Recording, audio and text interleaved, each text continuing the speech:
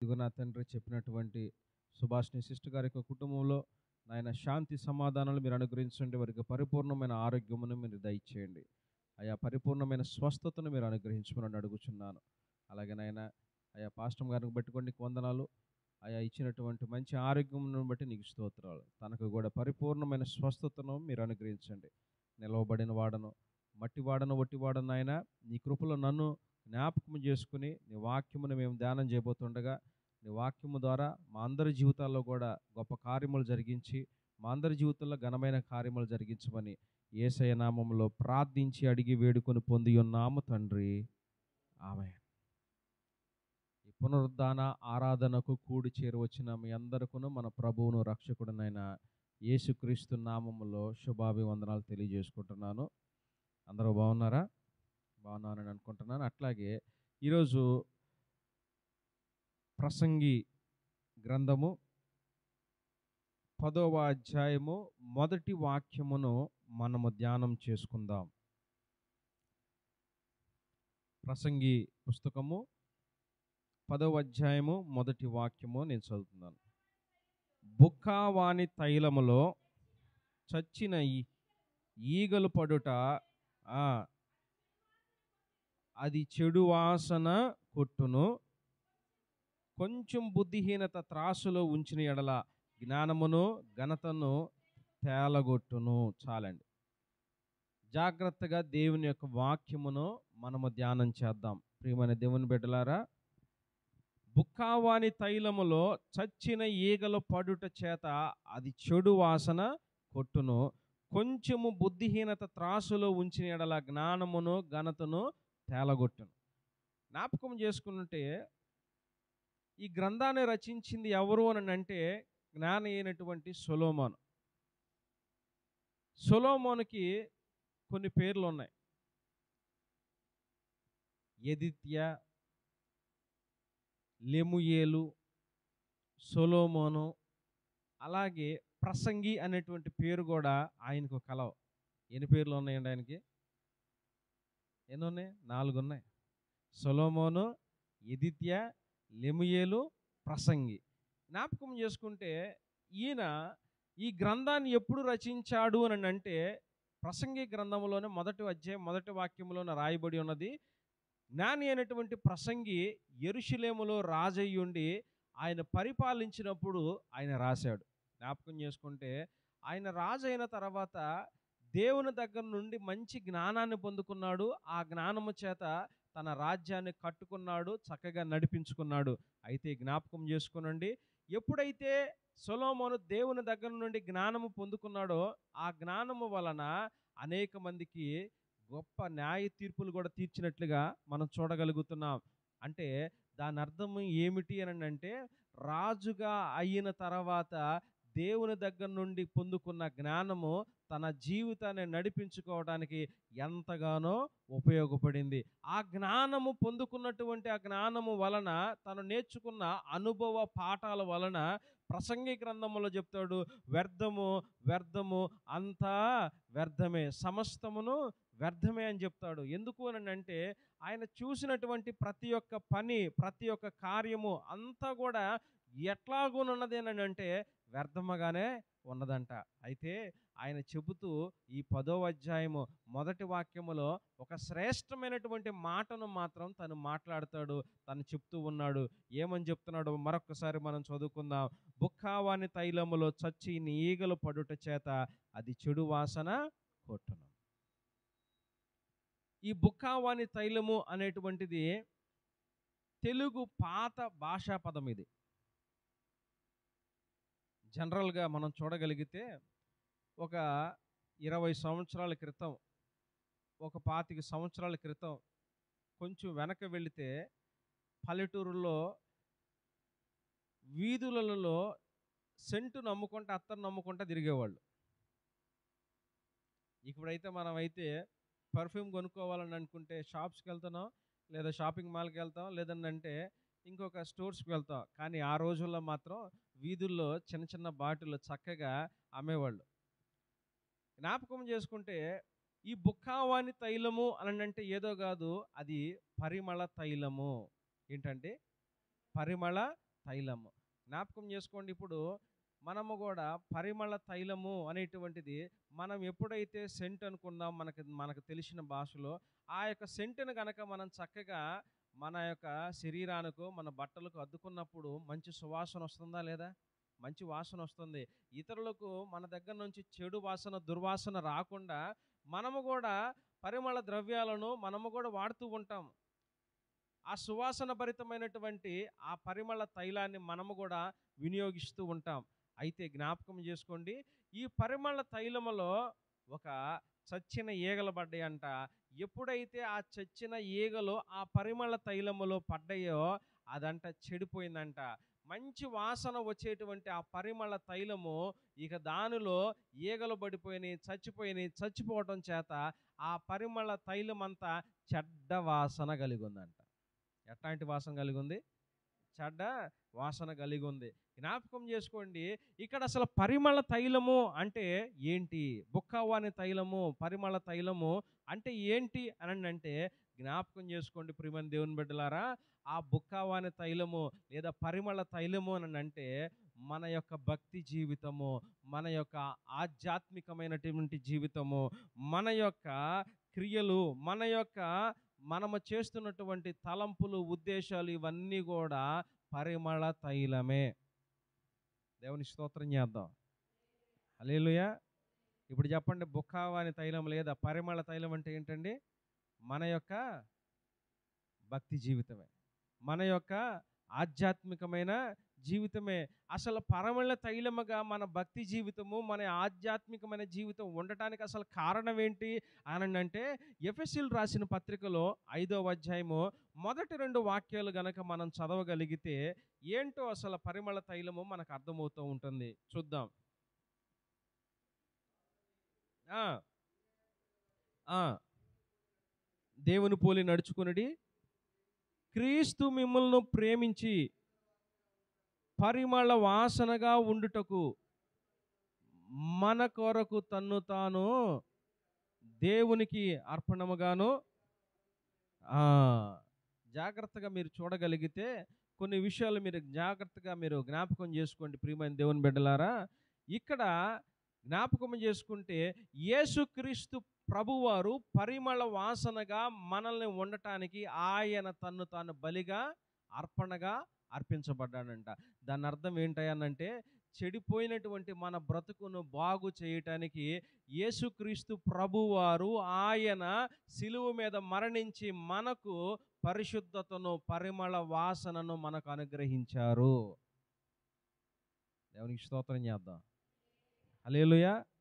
ఆయన మనకు పరిమళ వాసనగా ఉండటానికి, మనము ఇతరులకు మంచి సువాసన భరితమైన వారముగా మనం ఉండటానికి యేసుక్రీస్తు ప్రభువారు కల్వరి శిలువ మీద ఆయన మరణించారు.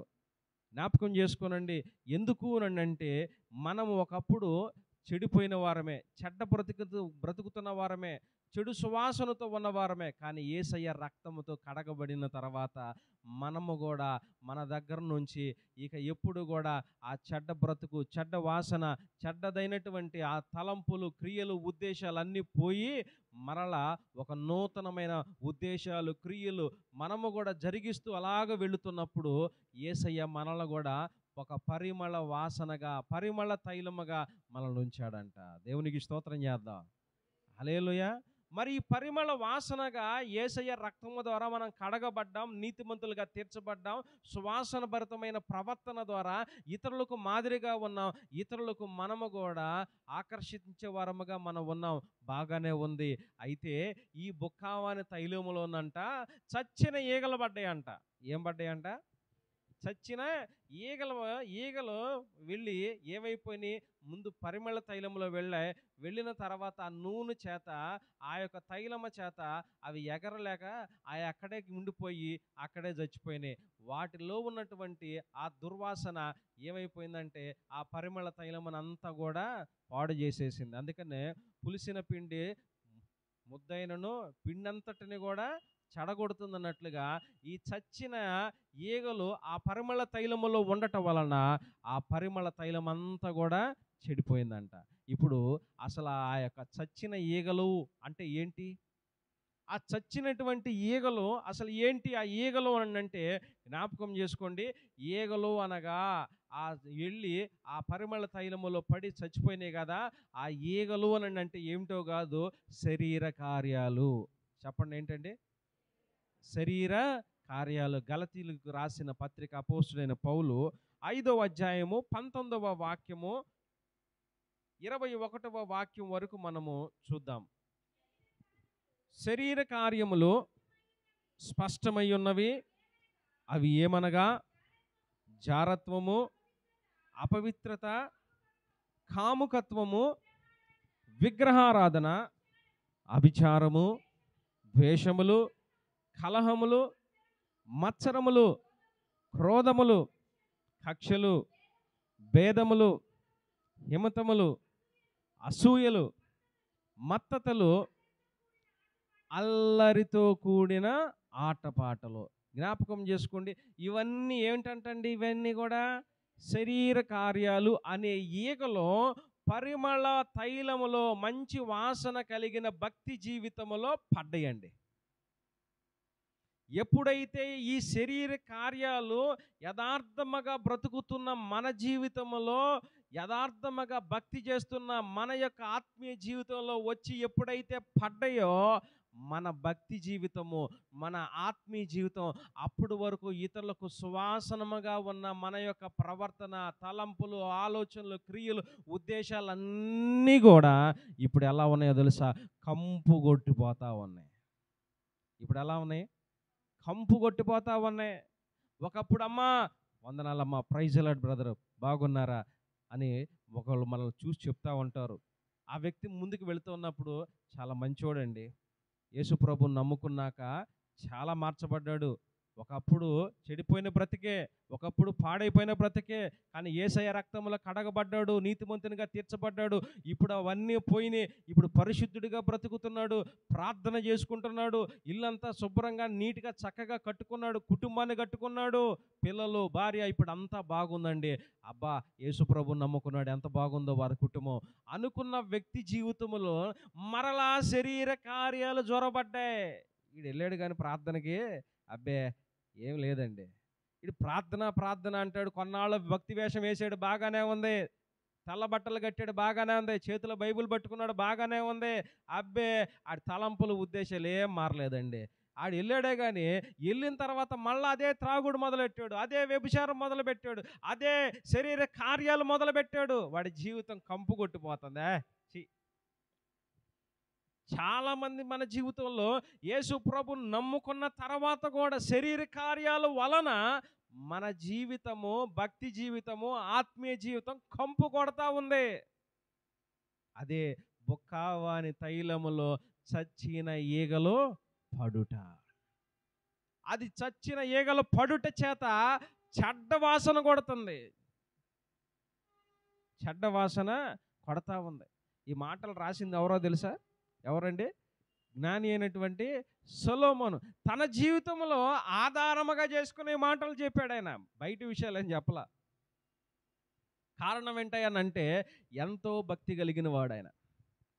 మొదట ప్రారంభంలో తన తండ్రి అయినటువంటి దావీదు ఏ రకంగా దేవుని ఎడల భక్తి జీవితాన్ని అనుసరించాడో అదే భక్తి జీవితాన్ని తను కూడా ప్రారంభంలో అనుసరించాడు. ప్రతి విషయంలో కూడా దేవునికి ప్రార్థన చేసేవాడు. నాయనా, ఇంత గొప్ప సామ్రాజ్యం ఇచ్చావు, కానీ వీరిని పరిపాలించడానికి నాకు జ్ఞానము, వివేచన నాకు దయచేయండి అంటే దేవుడిచ్చాడు. ఆయన కుమారుడిగా ఆయనను దీవించాడు. చక్కగా అనేకమైనటువంటి అతని పేరును దేశ విదేశాలకు వ్యాపింపజేశాడు. ఆయన గురించి తెలుసుకుని అనేక మంది కూడా ఆయన దగ్గరకు వచ్చి ఆయన యొక్క జీవితాన్ని చూసి పరిశీలించి ఏ దేవుడిని ఆరాధిస్తున్నాడు, ఆయన మందిరం ఏంటి, ఆయన మందిరంలో ఉన్న పద్ధతులు, ఆచార క్రమములు అన్నీ కూడా కనుక్కుని చూసి వెళ్ళేవారు. అంత గొప్పగా ఉన్నాడు. అబ్బా, ఎంత గొప్ప మందిరాన్ని కట్టాడు సొలొమోను. ఏ దేవుని యొక్క మహిమను, ఆ గొప్ప దేవుని యొక్క మహిమను అందరూ చూసేటట్లుగా ఆ మందిర ప్రతిష్ఠత రోజున గొప్ప దేవుని యొక్క మహిమ దిగువచ్చేటట్లుగా దేవుని మందిరాన్ని కట్టాడు. అసలు ఎంతగా దేవుని పట్ల వైరాగ్యము కలిగి, ప్రతిష్ఠత కలిగి, దేవుని ఎడల శ్రద్ధాభక్తులు కలిగి జీవించాడో చెప్పనవసరంలా సొలొమోను జీవితంలో. కానీ తర్వాత ఏమైపోయిందో తెలుసా? ఆయన ఇక శరీర కార్యాలు తన యొక్క జీవితంలోనికి ప్రవేశించాయి. ఎలాగను ప్రవేశించాయి? చూసిందల్లా కావాలనుకుంటున్నాడు. మనసుకు నచ్చినటువంటి స్త్రీని నల్లా కూడా నేను పొందుకోవాలనుకుంటున్నాడు. నాకు ఆ అమ్మాయి నచ్చింది, ఆ అమ్మాయిని నేను తెచ్చుకుంటా, పెళ్లి చేసుకుంటా, నాకు భారీగా ఉంచుకుంటానని 700 మంది స్త్రీలను పెళ్లి చేసుకున్నాడు. ఎంతమందినంట? ఆ, అంత మాత్రమేనా? ఇంకా ఉపపత్నులు ఉన్నారు. వారు కూడా కలిసి 300. వెరసి ఆయన యొక్క భార్యలు ఎంతమంది అనంటే 1000 మంది అంట. జ్ఞాపకం చేసుకోనండి. ఆయన గురించి రాస్తూ ఏమంటారో తెలుసా? అతడు కామాతురత కలిగి ఉన్నాడని రాయబడి ఉంది. ఏం కలిగి ఉన్నాడంట? అంటే జ్ఞాపకం చేసుకోనండి. దేవుడు లైంగిక సంబంధమైనటువంటి కోరికల విషయంలో దేవుడు ఒక పురుషుడికి ఒక స్త్రీనిచ్చాడు.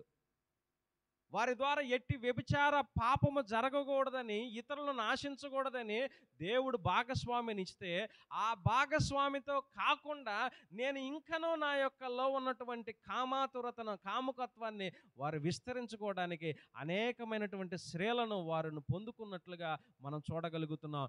ఈయన భక్తి కలిగిన వాడే కానీ, భక్తిలో జీవించిన వాడే, భక్తి చేసిన వాడే కానీ తర్వాత కాలములో ఎట్లా ఉన్నాడో తెలుసా? ఒక స్త్రీతో వివాహము ఆగిపోలేదు. ఇక చూసిందల్లా కూడా కావాలనుకుని ఆ స్త్రీలతో వివాహము చేసుకుని 1000 మందిని చేసుకున్నాడండి. అందుకని చూడండి ఒక మాట, రాజుల మొదటి పుస్తకము 11వ అధ్యాయము మొదటి వాక్యము నుండి మనం చూద్దాం ఒకసారి. రాజుల మొదటి పుస్తకము ఆ ఆ ఆ ఆ ఆ ఆ ఆ ఆ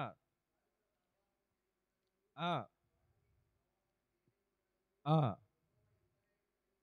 ఆ అయితే రాజైన సొలొమోను ఫరో కుమార్తెను గాక ఆ జనులలో ఇంకా అనేక మంది పరస్త్రీలను మోహించి కామాతురత గలవాడే వారిని ఉంచుకొనుచు వచ్చును. చాలండి. ఎలాంటి వాడుగా ఉన్నాడంట? అతనిలో ఒకప్పుడు భక్తిపరుడు, దేవుని ఆలయం కట్టించిన వాడు, దేవునికి ప్రార్థన చేశాడు. అంత మాత్రమే కాదు, ఇప్పుడు అంతటి భక్తిపరుని యొక్క జీవితంలో శరీర కార్యాలు అనగా చచ్చిన ఈగలు ప్రవేశించటం మొదలుపెట్టాయి. ఆ చచ్చిన ఈగ ఏంటంటే కామాతురత. ఈ చెప్పాలి ఏంటండి? కామాతురత. ఈ కామాతురత వలన ఆయన ఏం చేశాడో తెలుసా? అనేక మంది స్త్రీలను వివాహం చేసుకున్నాడు. తన భక్తి జీవితం ఇక చెడిపోవటం ప్రారంభించింది. అనేక మంది తనలో ఉన్నటువంటి ఆ కామాతురతను అణుచుకోలేక, చంపుకోలేక ఆయనకు నచ్చినట్లుగా బ్రతకడం వలన ఆయన మెల్లమెల్లగా దేవుని దగ్గర నుండి దూరం అవ్వటం ప్రారంభించాడు. దేవునికి వ్యతిరేకంగా నడవటం ప్రారంభించాడు. దేవుడు ఏ విగ్రహారాధన చేయొద్దన్నాడో ఆ విగ్రహాలను చేయించాడు, గుడులను కట్టించాడు. వారి గుళ్ళకు వెళ్ళటం ప్రారంభించాడు. ఆ గుడిలో ఉన్న విగ్రహాన్ని ఆరాధించడం ప్రారంభించాడు. అలాగున చేస్తే దేవుడు చివరకంటాడు, ఆయన గురించినట్టు అంటాడు 6వ వాక్యంలో ఒకసారి చూడండి. ఈ ప్రకారము సొలొమోను యెహోవా దృష్టికి చెడు నడత నడిచి తన తండ్రి అయిన దావీదు అనుసరించినట్లు యథార్థ హృదయముతో యెహోవాను అనుసరింపలేదు. ఇప్పుడు జ్ఞాపకం చేసుకోండి, ఒకప్పుడు ఎవరో తెలుసా? తన తండ్రి దేవుని మందిరాన్ని కట్టించాలని ఆశపడితే ఆ మందిరాన్ని కట్టించడానికి కావలసిన ముడిసరికంతా దావీదు సమకూరుస్తే ఈ కుమారుడు మందిరాన్ని కట్టించి ప్రార్థన చేసి జనులందరినీ దీవించి పంపించిన ఈ సొలొమోను ఇప్పుడు ఏం చేస్తున్నాడో తెలుసా? జీవము కలిగిన దేవుని మందిరాన్ని విడిచి జీవము లేని విగ్రహారాధన గుడుల వైపు తిరుగుతూ వాళ్ళని అనుసరిస్తూ ఉంటే ఇక తనలో ఆ చచ్చినటువంటి ఆ ఏక కామాతురతని దాని వలన దేవునికి దూరం అయ్యాడు, పాపానికి దగ్గరయ్యాడు. దేవుడు చెప్తున్నాడు, తన తండ్రి అయిన దావీదు నడిచిన నడత అతను నడవాలి. జాగ్రత్త. మన జీవితంలో కూడా ప్రారంభంలో బాగానే ఉన్నావేమో సొలొమోను వలె. దేవుని ఆరాధిస్తూ ఉన్న సొలొమోను ప్రార్థించాడు, ఇతరుల కొరకు ప్రార్థించాడు, ఇతరులను దీవించాడు. అట్లాగే మనము కూడా చక్కగా ప్రార్థించేవారముగా ఉన్నాం, దేవుని సన్నిధికి వచ్చేవారముగా, దేవుని మందిరాన్ని కట్టడానికి సహాయము చేయూతనిచ్చేవారముగా ఉన్నామేమో. కానీ సొలొమోను జీవితంలో ఎప్పుడైతే కామాతురత ప్రవేశించిందో ఆ కామాతురత వలన అతడు జీవము కలిగిన దేవునికి దూరం అయ్యాడో అతడు పాపానికి దగ్గరయ్యాడు. జాగ్రత్త. అతనిలో ఏమైందో తెలుసా? ఒక శ్రేష్టకరమైన భక్తి పరిమళ వాసన ఉన్నది ప్రారంభంలో. ఆ తర్వాత ఈ చచ్చిన ఈగనటువంటి శరీర కార్యమైన కామాతురత ఎప్పుడైతే వచ్చిందో అతని యొక్క భక్తి జీవితం చెడ్డ వాసన కొడుతుంది. ఏం కొడుతుంది? చెడ్డ వాసన కొడతా ఉంది. చెడిపోయినటువంటి ఒక వాసన కొడతా ఉంది తన జీవితం అంతా. అవుండే సొలొమోను గారు అంటే, అయ్యా వందనాలు, చాలా మంచోడు. ఇప్పుడు ఆడా మందిరాన్ని కట్టించాడు, మందిరానికి రాకుండా అటు పోతున్నాడు. పోయి తనకు నచ్చినట్లుగా దేవుడైతే ఊరుకోడని అటైతే బాగుంటుంది అన్నట్టు పోయి ఇష్టానుసారంగా బ్రతుకుతున్నాడు. ఆడి గురించి మాకు మాకు ఇప్పుడు ఎట్లా ఉన్నాడు? ఒక చెడిపోయిన వాసన కలిగిన వ్యక్తిగా ఉన్నాడు. జాగ్రత్త ప్రియ దేవుని బిడ్డలారా, మనము వారి వలె ఉంటున్నామని కాదు, వాక్యము ప్రకారంగా మనం చూడగలిగితే మన జీవితంలో శరీర కార్యాలు అనబడిన చచ్చిన ఈగలు ఉన్నాయేమో చూసుకోవాలి. ఒకప్పుడు మంచిగా మనము భక్తి చేసాము, మంచి శ్రేష్టమైన వాసనగా మన భక్తి జీవితం ఉన్నది. కానీ నేటి దినాన శరీర కార్యాలు అనబడేటువంటి చచ్చిన ఈగలు మన జీవితంలో కూడా ఉంటే మన భక్తి జీవితం కూడా చెడ్డ వాసన కొట్టిద్ది. మన యొక్క భక్తి జీవితం కూడా చెడిపోయిన వాసన కొట్టిద్ది. జ్ఞాపకం చేసుకోండి, దేవుడు అబ్రహాముకి చక్కటి భార్యనిచ్చాడు. సారాని ఇచ్చిన తర్వాత గడిచిన సంవత్సరాలు గడుస్తున్న కొద్దీ వారికి కూడా పిల్లలు లేకపోవటం చూసి సారా అందయ్య, ఇక సరే ఇంక నేను ఇంకేం ముసల్దాన్ని అయిపోతున్నాను కదా, ఇక ఎవరు లేకపోతే ఎట్లా, ఇంత ఆస్తికి మరి ఎవరో కూడా ఉండాలి కదా, నాకు లేకపోయినా పర్వాలేదు, నీకంటూ ఉండాలి కదా, నీది నాదే కదా, ఏదైతే ఏమైంది, ఇదిగో నా దాసిని తీసుకుని పోయి చక్కగా పెళ్లి చేసుకుని ఆమెతో కాపురం చేయండి. ఆహా, ఇదే లక్కీ ఛాన్స్ అనుకున్నాడేమో. ఇక వెంటనే ఏం చేశాడు? హాగర్ని తీసుకున్నాడు, పెళ్లి చేసుకున్నాడు, ఆమెతో కుమారునిగా అన్నాడు. కుమారునిగా నిన్న తర్వాత జ్ఞాపకం చేసుకోండి, ఇప్పుడు సారమ్మ అంటుంది, ఇక ఏమతో నేను పడలేను కానీ ఆమె నా కుమారుని నువ్వు అర్జెంటుగా తీసుకుని అవతల పడేసిరా పో అంది. అనగానే నీ మాట నేను ఎప్పుడైనా కాదంటానా అని చెప్పి అసలు ఇచ్చింది ఆమె, ఇప్పుడు మరి పంపించేయమంటుంది ఆమె అన్నట్టుగా వెంటనే హాగర్ని పిల్లవాడినే తీసుకున్నాడు. మంచి వాటర్ ప్యాకెట్ ఒకటి ఇచ్చాడు, మంచి ఆహారం పొట్లం ఒకటి ఇచ్చాడు. ఇక మీరు బోండి అన్నాడు, పంపించేశాడు. పంపించిన తర్వాత జ్ఞాపకం చేసుకోండి, మరి సారమ్మ కూడా ముసలది అయిపోయింది. ఇక ఆమె కూడా వృద్ధాప్యంలోకి వచ్చి ఇక ఆమె మరణించింది. ఇక ఆమె దేవునికి స్తోత్రం చేద్దాం. హల్లెలూయా. ఏమైపోయిందాం? ఇప్పుడు మరణించింది. ఎవరో? సారమ్మ మరణించింది. అబ్రహాం ఇప్పుడు ఒంటరిగా ఉన్నాడు, వయసు ఉంది. ఇప్పుడు ఏమనుకోవాలి? ఇప్పుడు అబ్రహాము, అయ్యో సారమ్మే నాకు ఒక భార్యనిచ్చింది, సారమ్మే నా భార్యని వెళ్ళగొట్టేసింది, ఆమె మాట విని నేను పంపించేశాను కదా, ఇక నేను పోయి ఆమెను తెచ్చుకుంటూ పోయిద్ది అనుకోవాలి ఆయన. అవునా కాదా? ఇప్పుడు అడ్డంకం ఏమైనా ఉన్నదో ఆయనకి హాగర్ని తెచ్చుకోవడానికి? హాగర్ని తెచ్చుకోవడానికి అడ్డంకేమీ లేదు. ఎందుకు అంటే అప్పుడు సారమ్మ ఉంది, సారమ్మే తిట్టింది కాబట్టి పంపించేశాడు. ఇప్పుడు ఆ తిట్టినటువంటి సారమ్మే లేదు కదా, చక్కగా పోయి నలుగురిని వెతికరే ఆగను బొట్టురండిరా, ఆమె నాకు ఉంటుంది భారీగా, నా భార్య అని చెప్పి ఆమెను తెచ్చుకోవడానికి మనసు రాలా. పోతే పోయిందిలే అమ్మయ్య, ఇంకెందుకులే కానీ ఇంకొక వేరే ఆమెను చేసుకుంటా అని మూడో ఆమెను చేసుకున్నాడు ఆయన. మూడో ఆమెను చేసుకున్నాడు ఆయన. ఆమె పేరేం పేరో తెలుసా? కెతూరా. చెప్పండి, ఏం పేరు? కెతూరా. ఆదికాండంలో రాయబడి ఉంటుంది, 25వ అధ్యాయము మొదటి వాక్యం చూడండి ఒకసారి. ఆదికాండం 25 మొదటి. అబ్రహాము మరలా ఒక స్త్రీని వివాహం చేసుకునిను, ఆమె పేరు కెతూరా. కెతూరా అని చేసుకున్నాడంట. జ్ఞాపకం చేసుకోండి, ఏమండి, సారమ్మ చచ్చిపోయింది. సారమ్మ చచ్చిపోతే హాగర్ని తెచ్చుకోవడానికి ఏమి నీకు? నీ భార్యగా. మరలా రమ్మ, సారమ్మ చచ్చిపోయిందిలే, అడ్డమేమి లేదులా అంటే రాకుండా ఉంటుందా? వచ్చిద్దిగా. అబ్బే పోతే పోయిందండి, ఇంకొండ తెచ్చుకోవచ్చు. అబ్రహాము జీవితంలో కూడా జ్ఞాపకం చేసుకోండి, చచ్చిన ఈగాని శరీర కార్యాలు ఉన్నాయి. ఆ చచ్చిన ఈగాని శరీర కార్యాలు ఉండబట్టే అబ్రహాములో కూడా దేవుడు అంటాడు, ఏమంటాడు తెలుసా? ఆదికాండము 17వ అధ్యాయంలో అంటాడు, అబ్రహామా నా సన్నిధిలో నిందారహితుడిగా నువ్వు జీవించు అంటాడు. ఎందుకు అన్నాడు? నిందల పాలయ్యాడు, అవమానం పాలయ్యాడు. చచ్చిన ఏగ కార్యాలు నీలో ఉండటం వలన నువ్వు నిందితుడిగా ఉన్నావు. ప్రజల మధ్య, జనాల మధ్య ఇప్పటికైనా సరి చేసుకో, చక్కదిద్దుకో, చక్కగా ఉండు అని దేవుడు హాగరు విషయంలో చెప్తే, అయ్యా సరేనయ్యా, పిలిచిన దేవుడివి, నమ్మదగిన దేవుడివి, ఇక్కడ దాకా నడిపించావు, పోషించావు, కృప చూపించావు, ధనవంతుడిని చేశావు, అయ్యా నీ మాట వింటానని మనలా దేవుడి మాట వినిన తర్వాత, ఇప్పుడు సారమ్మే వెళ్ళిపోయిన తర్వాత, ఇదే మంచి తరుణం, మూడవ దానికి చక్కటి అవకాశం అన్నట్టుగా ఈయన మరలా పోతున్నాడు. అందుకే దేవుడు తిట్టింది, అబ్రామా నువ్వు నిందారహితుడిగా ఉండయ్యా, నువ్వు నిందారహితుడిగా ఉండయ్యా.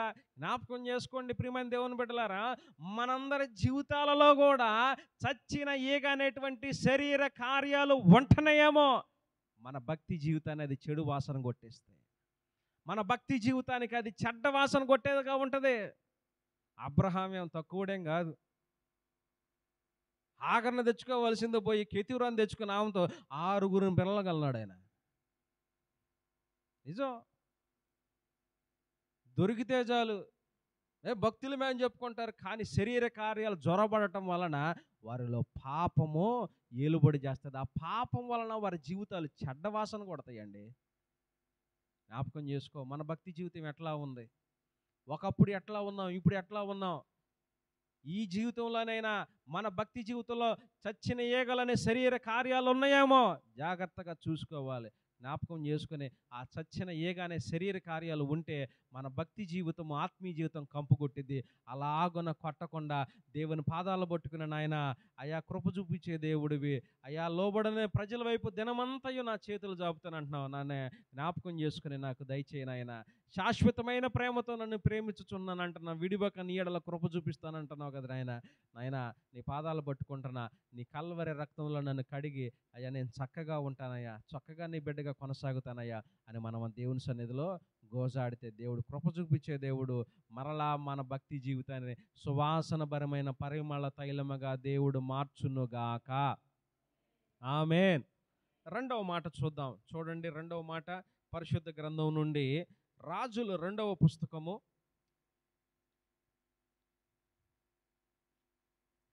5వ అధ్యాయము 20వ వాక్యములో మనము ఇక్కడ ఈ చదవబడినటువంటి 20వ వాక్యము నుండి 27వ వాక్యం వరకు ఒక వ్యక్తిని గురించి రాయబడి ఉంటుంది. ఆ వ్యక్తి పేరు ఎవరయ్యా అంటే గెహజీ. చెప్పండి, ఎవరండి? గెహజీ. ఈ గెహజీ ఎవరయ్యా అంటే ఎలీషా యొక్క శిష్యుడు. ఎవరు? ఎలీషా యొక్క శిష్యుడు. ఎలీషా ఎవరి శిష్యుడు చెప్పాలి? ఏలియా శిష్యుడు. జ్ఞాపకం చేసుకోండి, ఏలియా ప్రవక్త, ఆయన శిష్యుడే ఎలీషా. ఎలీషా ప్రవక్త, ఆయన శిష్యుడే గెహజీ. జ్ఞాపకం చేసుకుంటే ఈ యొక్క గెహజీ రోషము కలిగినటువంటి ప్రవక్త అయినటువంటి ఎలీషా దగ్గర పరిచర్యకు వచ్చాడు. నమ్మకంగా ఉంటున్నాడు, సేవకునితో కూడా కలిసి వెళ్తున్నాడు, సేవకునితో కూడా కలిసి పరిచర్యలో పాల్గొంటున్నాడు, ప్రార్థనలో పాల్గొంటున్నాడు, ఉపవాస ప్రార్థనలో పాల్గొంటున్నాడు. అన్నీ బాగానే ఉన్నాయి, కానీ శరీరం మాత్రం ప్రార్థనలో ఉంది, కానీ మనసంతా కూడా ఎక్కడుంది? శరీర కార్యాల దగ్గర ఉంది. Body is here but mind is where. ఎక్కడో ఉంది అది. ఎక్కడే ఉంటున్నావు. అప్పుడప్పుడు అనిపించిద్ది, అయ్యో కూరలో వండొచ్చాను కానీ ఉప్పు తక్కువైందో లేదా కారం ఎక్కువైందో అనిపించింది అప్పుడప్పుడు. కొంతమందికి అనిపించిద్దా? అనిపించదా? అనిపించిద్ది. అట్లాగే ఈయన కూడా పరిచర్యలో ప్రార్థనలో ప్రవక్త గారి దగ్గర ఉన్నాడు, కానీ మనసంతా దృష్టి అంతా వేరే చోట మీద ఉంది. జ్ఞాపకం చేసుకోండి, నయమాన్ అనేటువంటి ఒక సైన్యాధిపతి ఎలీషా ప్రవక్త దగ్గరకు వచ్చాడు. ఎలీషా ప్రవక్త దగ్గరకు వచ్చినప్పుడు కొంత మొండికేసిన, ఆ తర్వాత ఎలీషా ప్రవక్త ఏదైతే చెప్పాడో చెప్పింది చేశాడు. ఆ విధేయతను బట్టి అతనికి ఉన్నటువంటి కుష్టు రోగం తొలగిపోయింది, శరీర శుద్ధి కలిగింది. శరీర శుద్ధి కలిగి ఆయన అంటాడు, అయ్యా నీ మాట విని నాకు ఇదిగో నాకు మంచి ఆరోగ్యాన్ని ఇచ్చావు కదా, ఏదైనా కాస్తంత నేను కృతజ్ఞతగా నేను కానుకిస్తానయ్యా, తీసుకోండి ఎలీషా ప్రవక్త గారు అని అంటే, అయ్యా పో, వెండి బంగారాలు నీ ఇచ్చే ఏం అవసరంలా, నన్ను పోషించే దేవుడు అన్నాడు, ఇచ్చే దేవుడు అన్నాడు, నేను ఆయన మీద ఆధారపడాలి కానీ నీవిచ్చే నాకు అవసరం లేదు కానీ పో అన్నాడు. అయితే ఎప్పుడైతే ఎలీషా ప్రవక్త గారు వెళ్ళిపో అని చెప్పాడో, సరే ఈయన అసలే మొండి ఘట్టంలో అని చెప్పి ఈయన తీసుకొచ్చి నేను వెళ్ళిపోతున్నాడు. కానీ బాడీ ప్రజెంట్ ఎవరో చెప్పండి? Gehazi body present Elisha pastor గారు పక్కనే ఉన్నాడు. అరే రే రే రే తీసుకుంటాడేమో, 2 సంచులు ఎక్స్ట్రా తెచ్చుకుంటాను అనుకున్నాడు. తీసుకుంటాడేమో, అంటాడేమో ఎలీషా గారు. నేను రెడీగా ఉందాం అనుకున్నాడు ఆయన. పాపం పాపం ఎప్పుడైతే ఈయన వద్దన్నాడో మనసంతా కూడా వెళ్ళిపోతా ఉంది. ఇక నాయన ఇప్పుడు ఎట్లా అనుకుంటా ఉండి ఆయన అన్నాడు, గేహజీ పాస్టర్ గారు ఒక్క 2 నిమిషాలండి, చిన్న పని ఉంది, ఇప్పుడే చూసుకొని వస్తా అని పక్కకి వెళ్ళి పరుగులు పరుగులు పరుగులు పరుగులు తీసుకుంటా. గమనించండి, అసలే గుర్రాలతో వేగంగా వెళుతున్నటువంటి రథాలకు సమానంగా ఎంత పరిగెత్తాడో ఈయన. ఆ గుర్రాలతో పాటు సమానంగా అందుకోవడానికి పరిగెత్తి పరిగెత్తి అలిసిపోయి, ఏమంటే ఏనాయమన్ గారు మా ఆయన కొంచెం ఇవ్వమన్నాడండి. చదవండి అక్కడి నుంచి ఒకసారి, చూడండి ఒకసారి. 23వ వాక్యం. క్షమించండి, చదవండి. అందుకనే నా చేత వర్తమానం పంపి ప్రవక్తల శిష్యులలో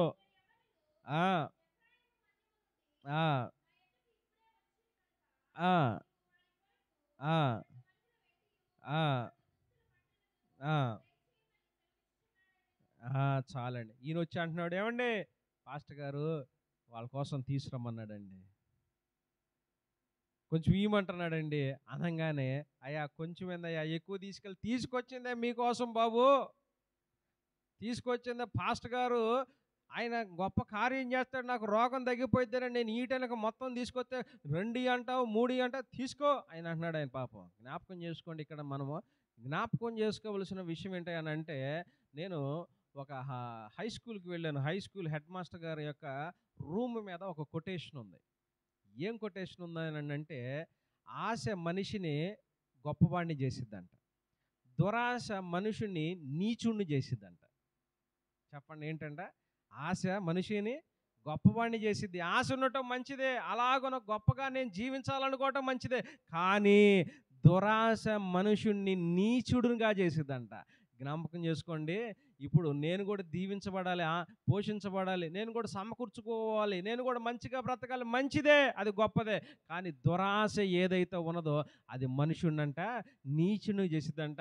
ఈ దురాశ కలిగినటువంటి గెహజీ వచ్చాడు, ఆ యొక్క డబ్బులు సంచి తీసుకున్నాడు, వెళ్ళాడు.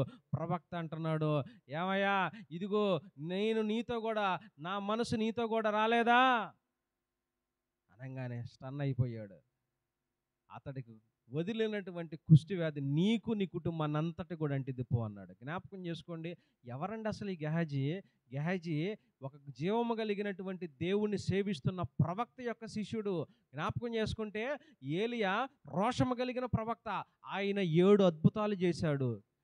ఆయన శిష్యుడైనటువంటి ఎలీషా మీద 2 అభిషేకం ఉన్నది.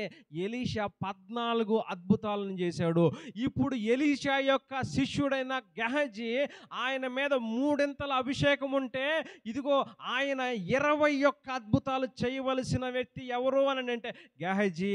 అలాంటి గొప్పవాడు ఒక దురాశకు లోనయ్యి తన భక్తి జీవితాన్ని చెడిపోయిన చెడ్డ వాసనగా అనేకుల యొక్క నోట్లో ఈ రోజున ఎవరయ్యా ఆ దుర్మార్గుడైన ప్రవక్త యొక్క శిష్యుడు అంటే గెహజీ అనే పేరు వస్తుంది. ఒక చెడిపోయిన వాసన కలిగి ఉన్నాడు. నిజానికి చెప్పాలంటే ఆయన ప్రవక్త యొక్క, ఆయన గురువు గారి కంటే ఇంకొక 7 రెట్లు మంచి అద్భుతాలు చేయగలిగిన వ్యక్తిగా ఉండవలసిన ఈ గెహజీ, ఈయన ఇప్పుడు చెడిపోయిన వాడిగా, ఆయన శరీరము, ఆయన భక్తుల జీవితంలో నుండి శరీర కార్యాల వలన దుర్వాసన కలుగుతూ ఉంది. జ్ఞాపకం చేసుకుంటున్నారా? బొకావాని తైలములో చచ్చిన ఈగ పడుట చేత అది చెడ్డ వాసన కొట్టింది. ఆ పరిమళ తైలం అనేటువంటి భక్తి జీవితాన్ని దగ్గరకు వచ్చాడు, కానీ ఆ యొక్క శరీర కార్యాలు దురాశ తనలో ఉండటం చేత తన భక్తి జీవితం చెడ్డ వాసన కొట్టిందండి. ఇంకొక ఆయన ఉన్నాడు, బిలాము అని ఒక ఆయన ఉంటాడు. పాత నిబంధనలో మీరు జ్ఞాపకం చేసుకుంటే ఈ బిలాము ఇశ్రాయేలు యొక్క ప్రవక్త కాదు. ఇతడు ఒక అన్యుడు, అన్య దేశాలలో చెందినటువంటి వ్యక్తి, అన్యుడైనటువంటి వ్యక్తి నిజ దేవుణ్ణి కనుక్కున్నాడు. ఎంత గొప్ప శ్రేష్టమైన విషయమో తెలుసా మీకు అది? నిజ దేవుణ్ణి కనుక్కోవటం అని అంటే అది ఆషామాషి విషయం కాదు. ఎంతగానో వెతుకుంటాడు. నాయనా ఇదిగో అసలు నిజ దేవుడు ఎవరు, ఈ సృష్టించిన సృష్టికర్త ఎవరు అని ఒక అన్యుడు నిజ దేవుని కోసం అన్వేషించాడు. నిజ దేవుణ్ణి తెలుసుకునే ప్రయత్నంలో భాగంగా ఆ గొప్ప నిజ దేవుణ్ణి కనుగొన్నాడు. ఆ గొప్ప నిజ దేవునికి ప్రవక్తగా ఉన్నాడు. అతడే బిలాము. ఆ బిలాము కూడా ధనానికి ఆశపడి తన భక్తి జీవితము కూడా ఎంత రోషము కలిగి జీవించాలో అన్యుడైనటువంటి వ్యక్తి. జ్ఞాపకం చేసుకోండి, అన్యుల్లో నుండి రక్షింపబడిన వారు ఎంత శ్రేష్టమైన భక్తి జీవితాన్ని కలిగి ఉంటారు. అలాంటి భక్తి జీవితం కలిగి ఉండాల్సినటువంటి బిలాము ఒక కేవలము శరీర కార్యము పట్ల ఆశ కలిగి ఆయన కూడా తన భక్తి జీవితంలో చెడ్డ వాసన కొడతా ఉన్నాడు. జ్ఞాపకం చేసుకోవాలి, మన భక్తి జీవితంలో కూడా మన జీవితంలో కూడా శరీర కార్యాలు ఎంటర్ అయినాయా మన జీవితంలో చెడ్డ వాసన వచ్చిద్ది అన్న సంగతిని మీరు జ్ఞాపకం చేసుకోవాలి. మొట్టమొదటిగా మనం సొలొమోను అబ్రహాము యొక్క జీవితంలో చూస్తున్నాం. రెండవదిగా గెహజీ మరియు బిలాము యొక్క జీవితంలో చూస్తున్నాం. మూడవదిగా చూద్దాం. చూడండి, తిమోతికి రాసినటువంటి 2వ పత్రిక 4వ అధ్యాయము 10వ వాక్యము. తిమోతికి రాసిన 2వ పత్రిక 4వ అధ్యాయము 10వ వాక్యము.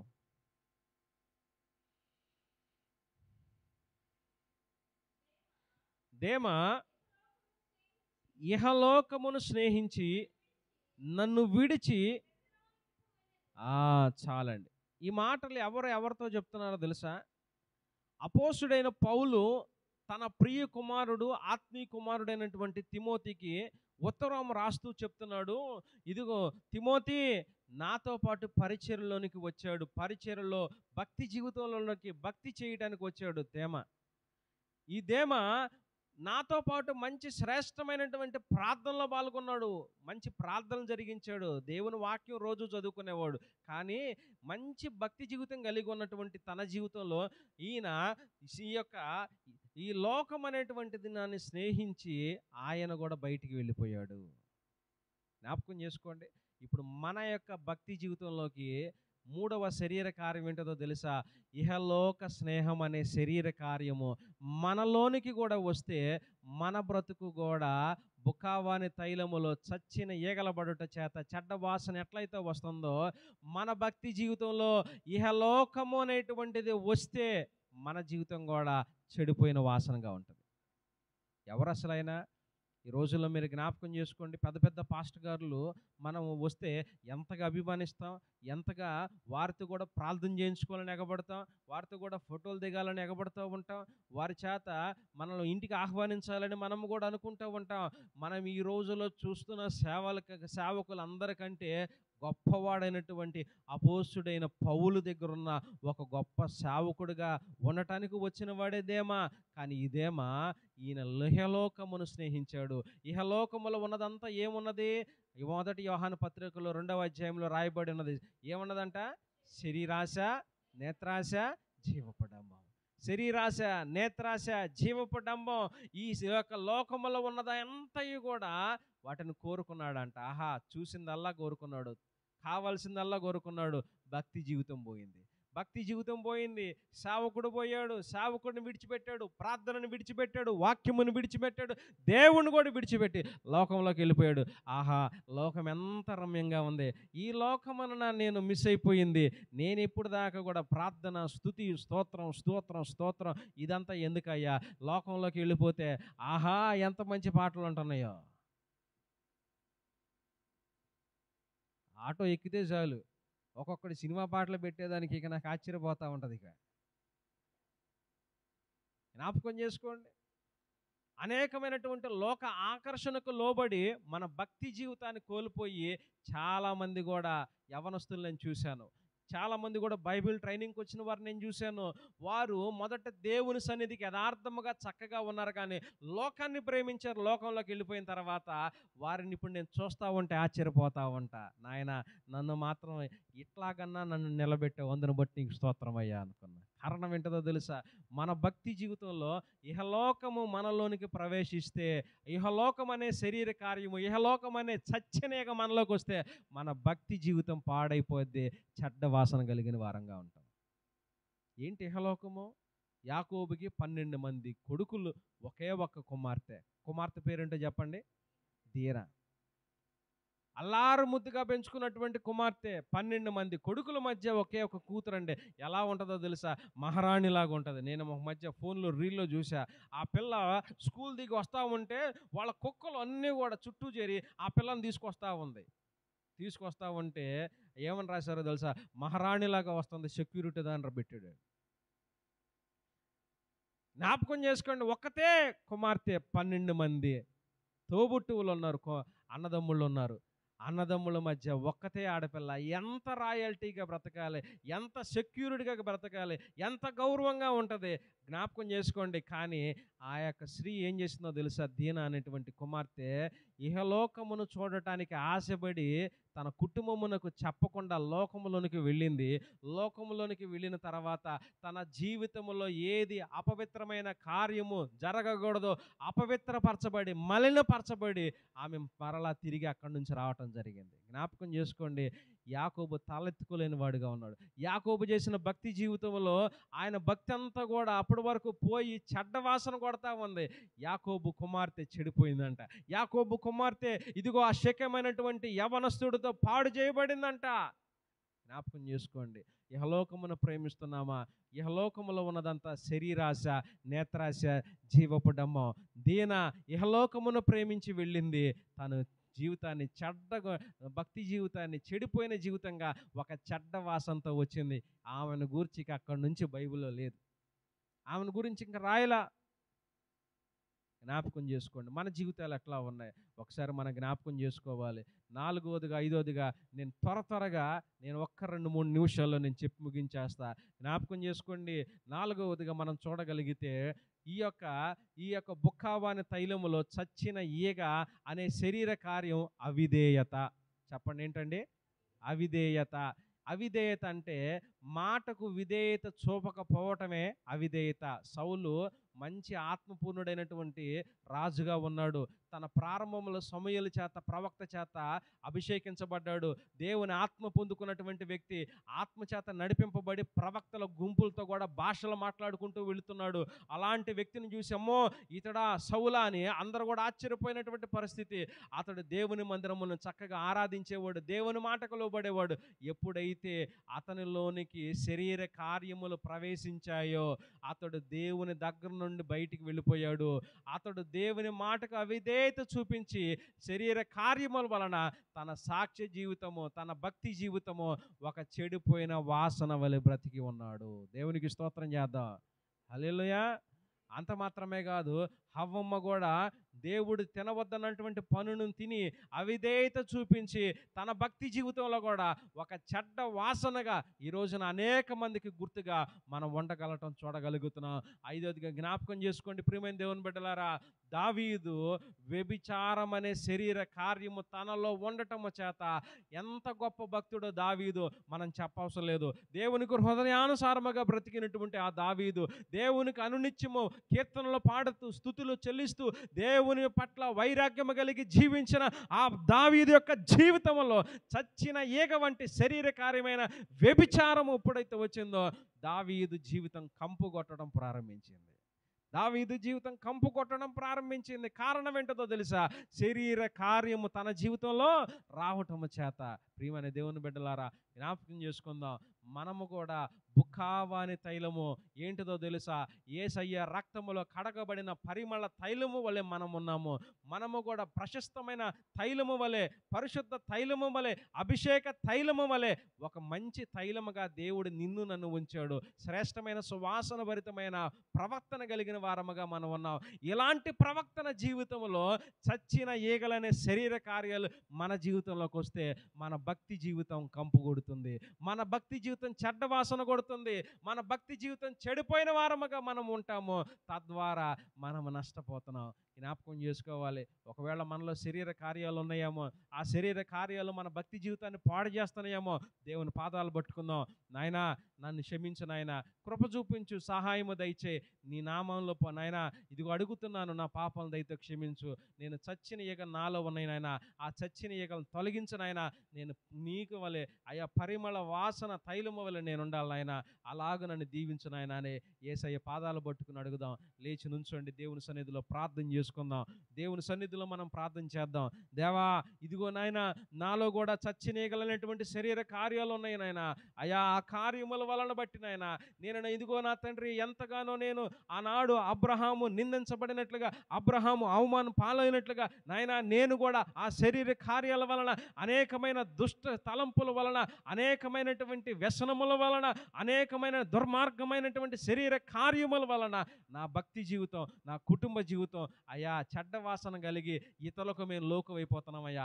ఇతరులకు మేము ఎందుకు పనికిరాని వారముగా ఉన్నామయ్యా. అయ్యా మరలా మా బ్రతుకును మార్చండి. మరలా నా జీవితాన్ని సువాసన భరితమైన జీవితంగా మార్చండి నాయన. మరలా నా జీవితంలో ఆ యొక్క శరీర కార్యాలనే చచ్చినేగలు ఉండకుండా నీ కృప దయచేసి నన్ను నేడల జరిగించండి నాయన. నీ కల్వరి శిలువలో మా కొరకు చిందించిన నీ రక్తము మా జీవితంలో కడగండి నాయన. మా శరీర కార్యములనే పాపముల కడగండి నాయన అని నోరు తెరిచి ప్రార్థన చేద్దాం. నోరు తెరిచి ఒక్క 2 నిమిషాలు ప్రార్థన చేద్దాం. దేవా ఇదిగో నా తండ్రి, ఒకప్పుడు నేను పరిమళ తైలముగా ఉన్నానయ్యా, ఒకప్పుడు నేను సువాసన భరితమైన జీవితం కలిగిన వాడుగా ఉన్నానయ్యా. కానీ చచ్చినేగలనే శరీర కార్యాలు నాకు వచ్చినాయి నాయన. నా జీవితం అప్పటి నుండి చెడిపోయిన వాసనదిగా, నా జీవితము నా కుటుంబం ఇతరులకు లోకువైన కుటుంబంగా, ఇతరులకు ఇదిగో నా తండ్రి ఈడ అన్నట్లుగా నేను లోకువతనంగా చూసేవారుగా నేను ఉన్నానయ్యా. అలాగూ నేను ఉండకూడదు నాయన, అలాగును మేము జీవించకూడదు నాయన. నేను మరలా ఇదిగో నా తండ్రిని మేము మరలా పరిమళ తైలముగా, అనేక మందికి సువాసన భరితమైన తైలముగా, అనేక మందికి మంచి వాసనిచ్చే తైలముగా మేము ఉండాలి నాయన. కృప దయచేయండి, కృప దయచేయండి నాయన. దేవుని పాదాలు పట్టుకుని అడుగుదాం, దేవుని పాదాలను పట్టుకుని అడుగుదాం. దాటిపోని దేవుడు ఆయన, విడువని ఎడబాయిన దేవుడు, కృప చూపించే దేవుడు ఆయన. అయ్యా నన్ను క్షమిస్తావా, నన్ను క్షమించు నాయన. దాటిపోవద్దు నాయన, దాటిపోవద్దు నాయన. కృప చూపించే దేవుడు నాయన, సహాయం దయచేయండి. దావీదు కుమారుడా నన్ను దాటిపోకయ్యా, నజరేతువాడ నన్ను విడచిపోకయ్యా, నజరేతువాడ నన్ను విడచిపోకయ్యా. దావీదు కుమారుడా నన్ను దాటిపోకయ్యా, నజరేతువాడ నన్ను విడచిపోకయ్యా. పరమ తండ్రి నీకు వందనాలు, స్తోత్రాలు నాయన. నీ వాక్యము ద్వారా సూటిగా స్పష్టంగా నాతోనూ మా అందరితో మీరు మాట్లాడారు. అవును ప్రభువా, మీ రక్తము చిందించి మీ రక్తములో మా పాత రోత బ్రతుకునంతా కడిగి మమ్మల్ని పరిమళ తైలముగా మమ్మల్ని ఉంచారు. మంచి సువాసన భరితమైన జీవితముగా మమ్మల్ని ఉంచారు. కానీ నాయన మేము ఇతరులకు మా క్రియల ద్వారా సువాసనంగా బ్రతకాలని మీరు మా ఎడలు ఉంచితే మాలో శరీర కార్యాలనే చచ్చినీగలు పడ్డాయి నాయన. ఆ చచ్చినీగలు పడటం చేత మా బ్రతుకు, మా సాక్ష్యము, మా కుటుంబం అంతా కూడా అయా నవ్వుల పాలైపోతున్నాం. మా కుటుంబంలో మేము ఇతరులకు చిన్నచూపుగా ఉంటున్నాం నాయన. ఇతరులకు మేము లక్ష్యము లేని వారంగా మేము ఉన్నాం నాయన. మా ఆత్మీయ జీవితాలు పాడైపోయినాయి నాయన. చెడ్డ వాసన వలన మేము ఎవ్వరికి దీవెనకరంగా లేకపోవటమే కాదు నాయన, మాకు మేమే లోకుగా ఉన్నాం నాయన. నీ వాక్యము ద్వారా మాతో మాట్లాడావు. అయితే జ్ఞాపకము చేసుకొని మరలా మేము మాలో ఉన్నటువంటి శరీర కార్యాలను తొలగించుకొని నీకు మంచి పరిమళ తైలముగా, సువాసన భరితముగా మా జీవితాలు ఉండినట్లుగా సహాయము దయచేయమని యేసయ్య నామములో ప్రార్థించి అడిగి వేడుకొని పొంది ఉన్నాము తండ్రి. ఆమేన్. దయచేసి అందరము కూడా కూర్చుందాం.